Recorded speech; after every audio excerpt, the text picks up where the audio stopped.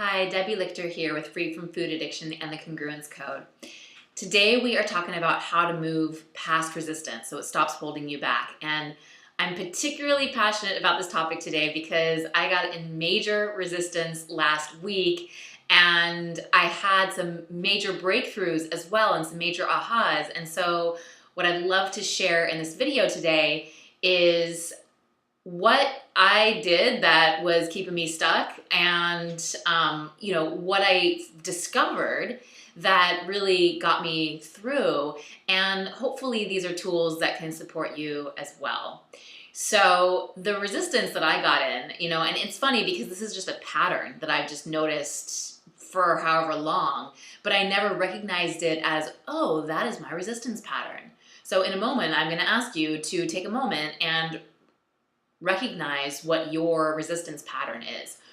My resistance pattern was that I started getting really irritated. I felt like I wasn't being understood. I felt like I'm not going to get what I need here.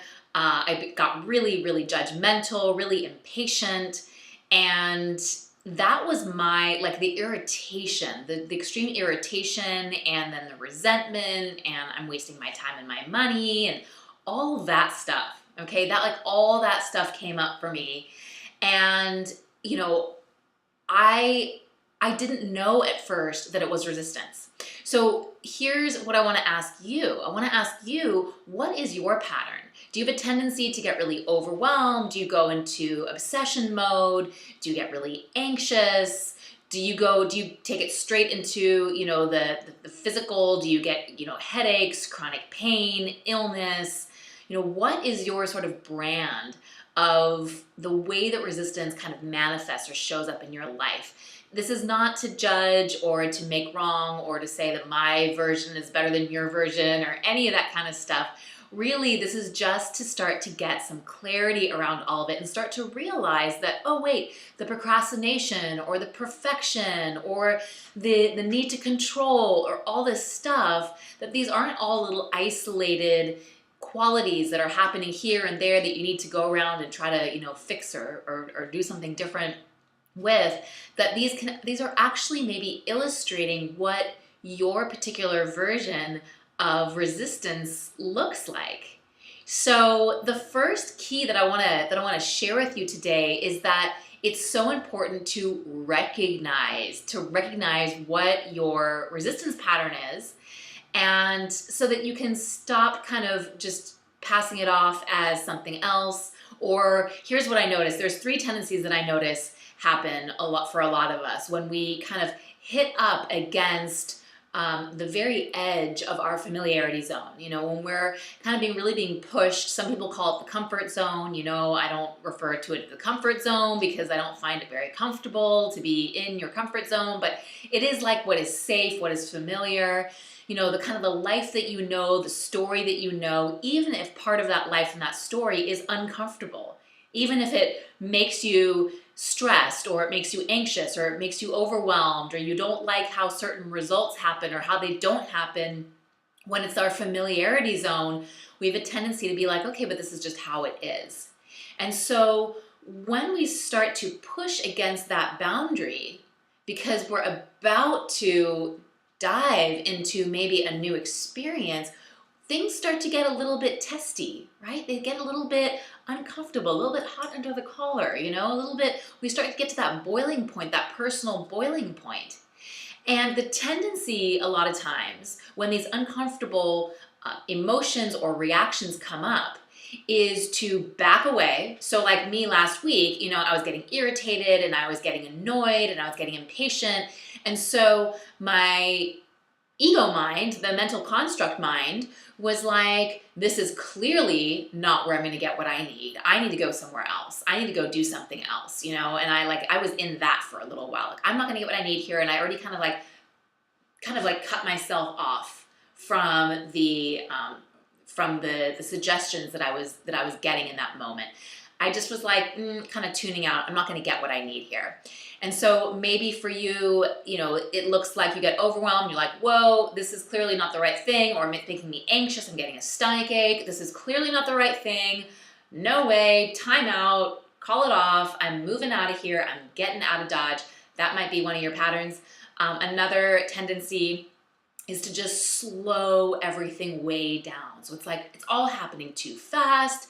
It's all happening too quickly. I gotta slow it way down. And there's different ways that we slow it way down, right? We cancel plans, we break agreements, we, kind of isolate oftentimes, we push the world out, we go back to basics, we get really, the whole thing makes us really, really stressed because we're kind of like, it's all just too much. And then we're like, no, I gotta just take it all the way back. This, by the way, oftentimes is where I find addictions pop in, like eating or drinking or something that kind of soothes that, like, I gotta slow things down here. I gotta kind of just like take it down a notch. Sometimes those kinds of patterns will also pop up in here. But that's another tendency too. And it's interesting because of that tendency, it's like you're trying to get control, right? It's like, okay, if things are happening too fast, if my life is changing too much, right? It's like it's beyond my control, and then that becomes really scary. And it's like, okay, no, I got to get things under control. I got to slow it way down so that it fits within my realm of my own mental constructs, world of possibility. I've got to make it work in my current paradigm, and we slow things down. The third tendency that I notice is the overanalysis. So we will analyze something to death. We will pick it apart. We will look at it. We'll pick it up. We'll look underneath it. We'll, give it to somebody else to look at. We'll give it to 5 other people to look at. We'll ask them to analyze it. We'll call a million friends. We'll, maybe go to a healer or an energy worker. Like, well, you take this. I can't fix this. You tell me what's wrong with here. There's clearly something that needs to be fixed. So let's go ahead and focus on what needs to be fixed so that we can get to the problem, we can pull that problem out, and that this is no longer going to be holding me back. And so those are just some of the tendencies that happen. Either we get out of Dodge, we just like want nothing to do with it. That was me last week. Or we slow it down, try to get under control, or we analyze the living daylights out of it. So just notice if any of that comes up for you. And I'm certainly not trying to call you out, but just notice if that conversation is alive for you at all.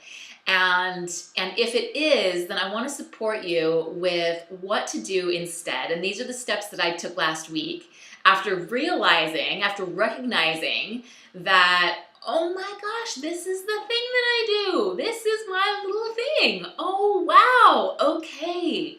I got super, super curious about it, So the very first step, as you've already heard me talk about, is to recognize the pattern. Recognize when that's happening for you. Instead of seeing it as something that is happening to you, recognize that this is your pattern when you are being pushed to your own edge of your familiarity zone, of the paradigm that your mental construct has created about who you are, how things are, how your world is, what's possible, what you need, what you know, what other people know. It's like whatever that reality is, when we are being guided, when we're being pushed right up at the very, very edge of that, it's gonna throw us, right? And so just recognize what that pattern is for you. Number 2 is to reframe it. So you just heard me talk about this. It's like, instead of seeing this as something that is happening to you, as the sign that you need to either bail out, or you need to slow down, or you need to just analyze it and pick it apart and fix it because something's broken, what if instead you got really curious about it? What if instead of it being a sign that you're never going to get this and you're always going to be here and all this kind of stuff, what if you saw it as the opposite? And this is what I love, and this is what I love to support folks with too, because this is how I live as well. Like, what if it's like you're like going up this spiral staircase, okay?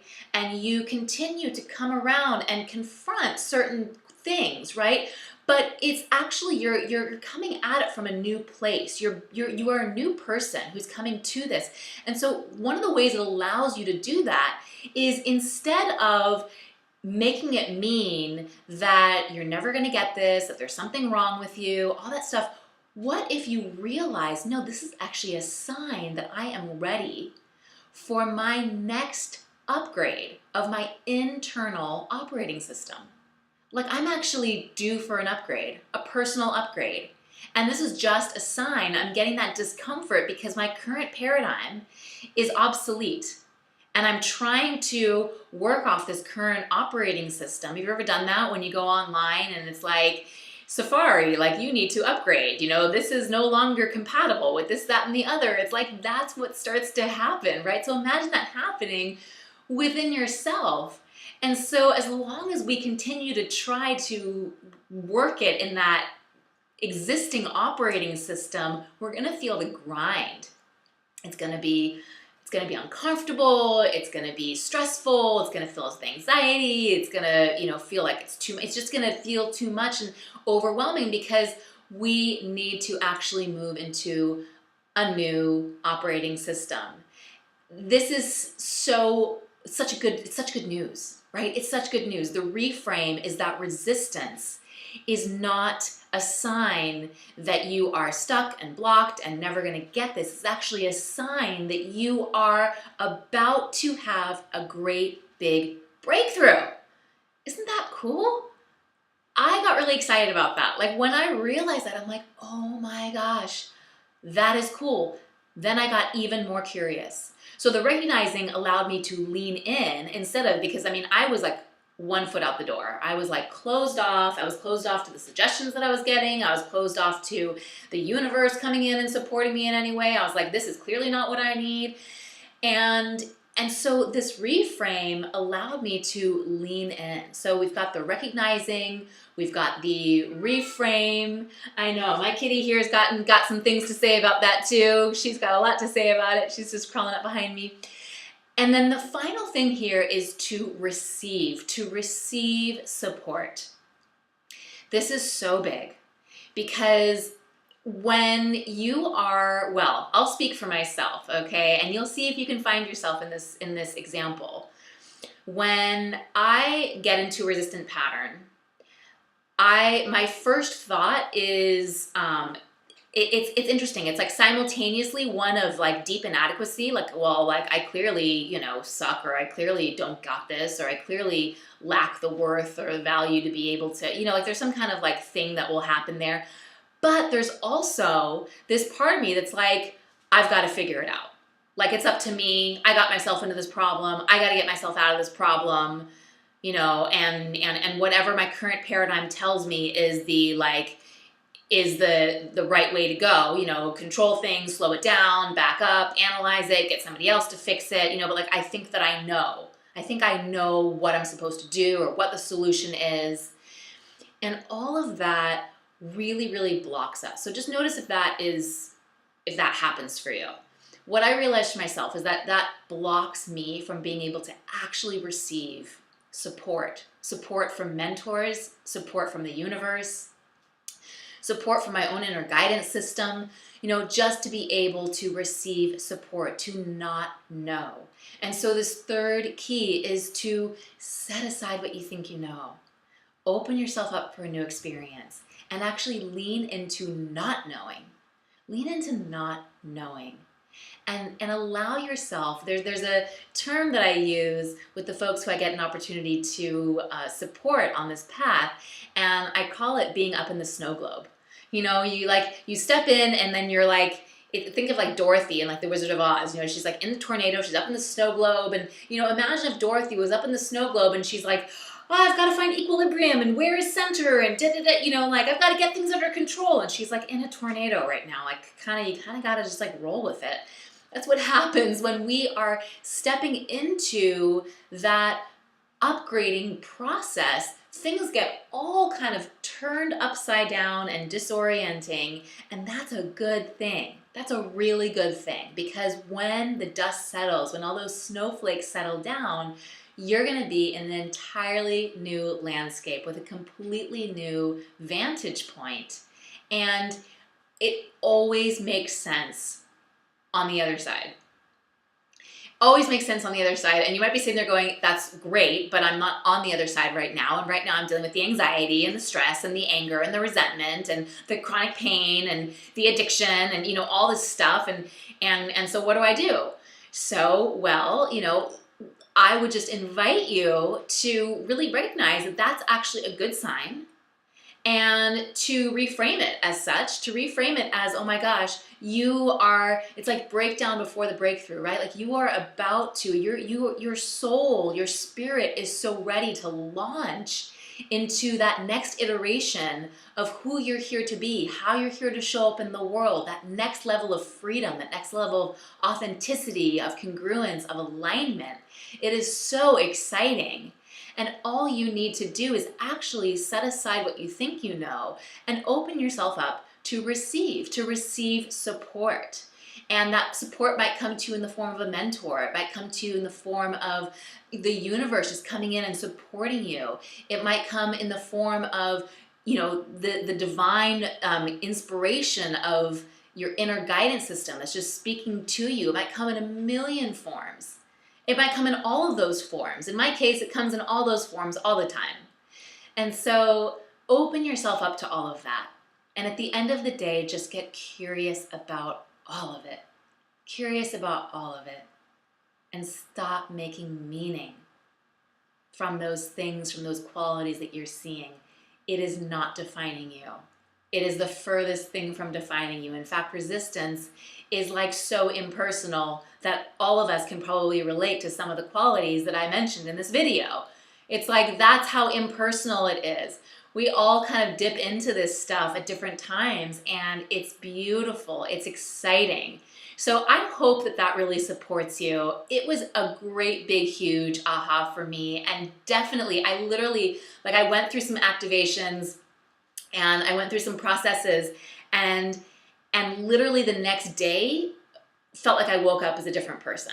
I mean, it was really, really that powerful and that marked. And then it was just like, oh my gosh. And this is why, when I'm sharing with folks, I'm like, listen, freedom is not a destination. Freedom is a vibration. Now, I don't mean to be all woo-woo-y about that, and that there isn't like deep stuff to really get into when you're getting free from addictions, but that when you are able to set aside what you think you know and receive the support, receive what is coming to you, receive the new insights and wisdom that are outside of your current mental construct, when you are willing to do that and fully just yield and allow for those resources to come to you, just look out, just watch out. First of all, it feels great. Secondly, just watch out for your whole world to change, and in a really, really good way. And, you get to experience yourself all over again for the first time. It's really cool. So I hope that this video was valuable for you. If you liked it, definitely give it a thumbs up. And I would love to continue this conversation with you and continue to support you over at the Congruence Collective Facebook group. So if you'd like to stay in communication, or if you have questions, or you just want to share how some of these tools have been working for you, or if you have questions for me about how I was able to so quickly launch into that next level of who I'm here to be and how I'm here to show up in the world, then send me a message at liveyourlight.today over at the Congruence Collective. I would absolutely love to stay in community with you. And thank you again for taking this time out. I will connect more with you next time. Bye for now.